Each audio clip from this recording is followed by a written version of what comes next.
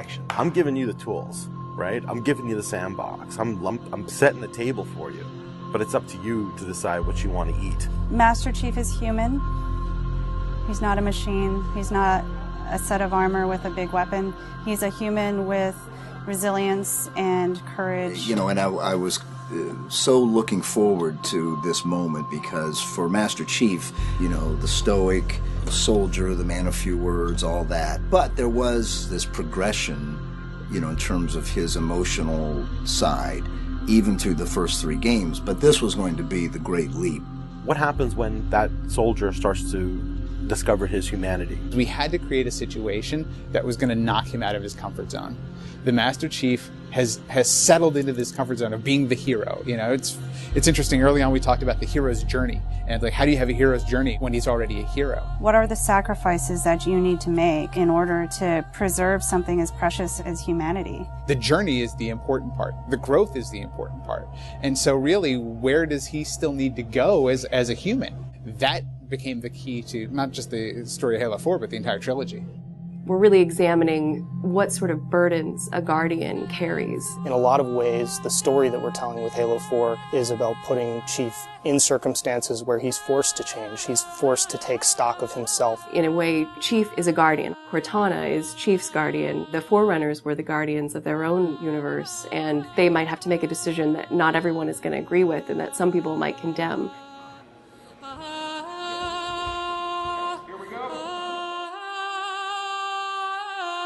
It's almost like you're a little kid and you're just playing make-believe again. So you imagine everything. The table's here. The plinth for Cortana is here. There's a window here. Ready, go.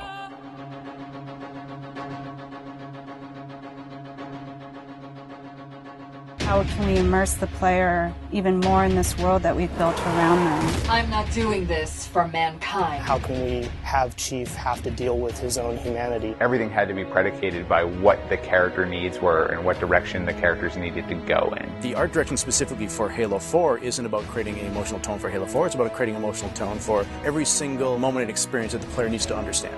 Similar to what movie said is that, you know, we build what we need to see. We can't look too far this way or it starts to fall apart. But back in here, things are looking good.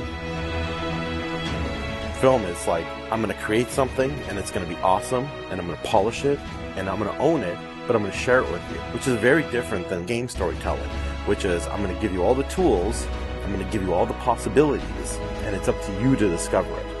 Answering questions and answering the directions that the narrative had already taken defined the path forward for us as we started to tell the story. We're always telling these huge, big stories. We've got Infinity, it's the biggest ship that has ever been launched. We've got Requiem, which is like the biggest Forerunner artifact we've ever found. But in the middle of all of that, we've got this very small personal story between Master Chief and Cortana. You tell a story with every detail that you put into a game. Immersion is really what allows somebody to believe your universe and also to become emotionally caught up in your universe. Ready to get back to work? I thought you'd never ask. How do we make sure the sights and the sounds and the things that they're feeling as a player inhabiting that suit really comes through more clearly? And you know, technology has allowed us to do that with much higher fidelity than back in the CE days. Okay, so those are definitely bigger ones. Yeah, those start to get. Just because we've got more people. Let's roll video. Yeah. So this will be just video and audio only, no face, no mocap.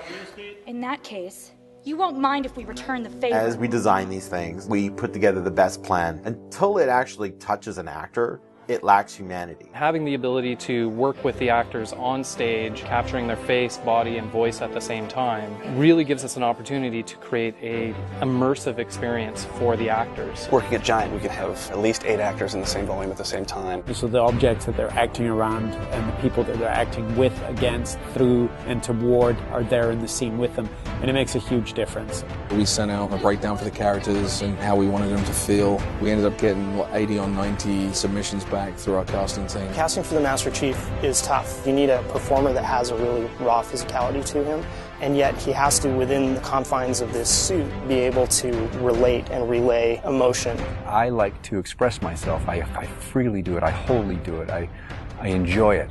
And so pulling back on all of those instincts is what's required to play him. Imagine that translating to a 3D model with huge armor and making sure the personality of Chief's movement comes through that armor was really critical. And that really came down to Bruce's acting, his physical stature, and really his physicality as he went through all of the performance. You'll never see his face or hear his voice, but all of the other actors that are playing off of him have received so much from him in their performances, and I think that they would all agree with that. This is the low-res asset of Chief. We were afforded a little bit more budget since he's our hero. From the art process, storytelling is just about engaging the player. You don't have to answer any questions. You don't have to take them through a lot of loops of feeling. The player is engaged. I think you've got the start. So Master Chief's a difficult one because he's a dude in a helmet. There's such a, particularly in science fiction, such a fantastic history of people being completely realized as people without having their face as a tool.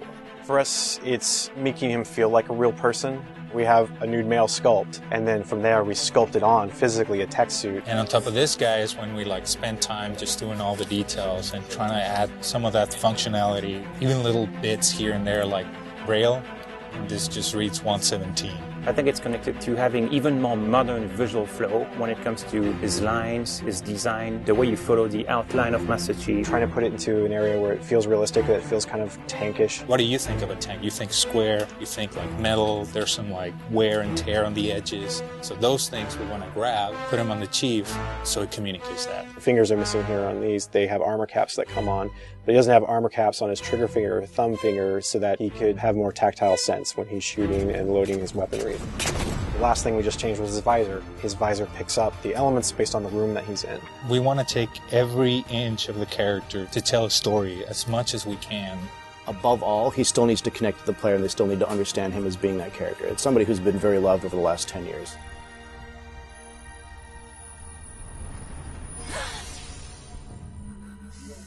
The irony here, right, is that we have a character who's not human at all in Cortana. I was put into service 8 years ago. She is the most human character that we have in the story. Right? She's struggling with her own mortality. AIs deteriorate after 7, Chief. That's something that everybody struggles with. That's the most, human it gets. If we can just get back to Earth and find Halsey, she can fix this. Everyone has to figure out what it means to die. She's strong, she's convicted. She herself is going through a really difficult time in understanding the things that are happening to her. We were looking for somebody who really could bring just fire and stuff that's required for some of those sequences. We needed to make sure we found someone that had some innocence to her, but also could be very strong at the same time. If you imagine that you could have 20 emotions at one time, she has that. I will not allow you to leave this planet! She's really the heart of the game and the heart of Master Chief, and explains what's going on and why it's a problem. I didn't mean to.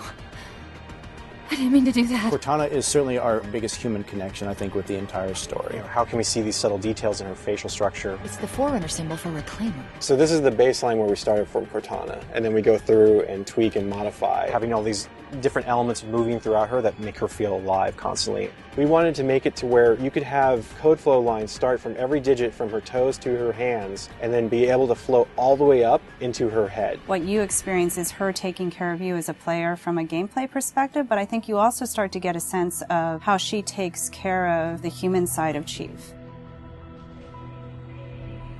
Wake me when you need me. They spotted us. Bringing Jen and Steve in and having them layer their voices over the character performances in the cinematics, that just brought the whole experience together. You look at just the number of lines that the Chief has had over the course of the franchise, and it's not a lot. How much firepower would you need?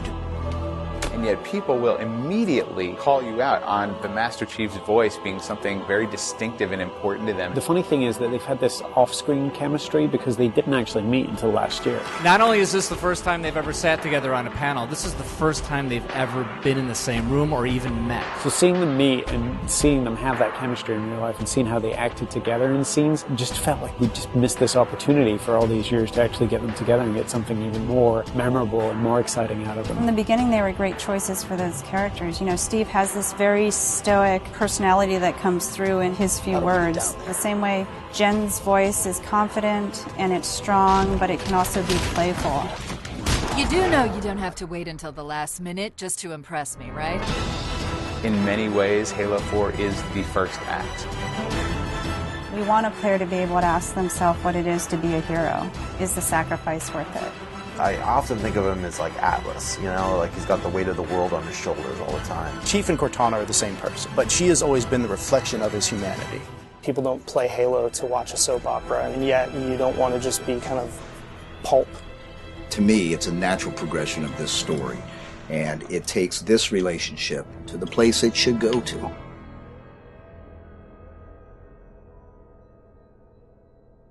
Don't make a girl a promise you can't keep.